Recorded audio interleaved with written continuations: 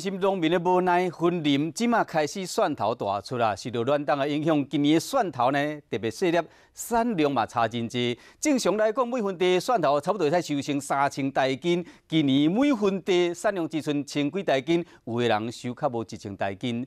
这个产地计数嘛无好，每大斤只剩20块。实际到市场去行一抓，看的蒜头真正大部分拢真细粒。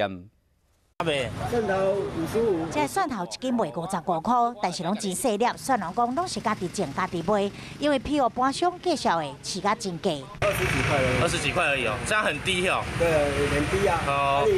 你中盘他们在走，他们转手就赚了，然后我们还不来。今年因为暖冬，蒜头细粒卖上歹，来到产地看，这产量嘛真惨。原本每分地会当收成3000大斤，今年煞只剩1000外大斤，也有人收无到1000大斤，减少5、6成。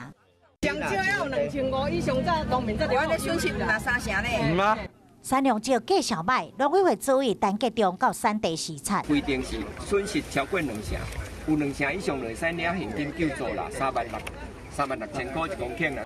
云林蒜头种植的面积大约有4100公顷，今年因为暖冬，大库受损，被农委会公告咧做是现金救助，让蒜农会当渡过难关。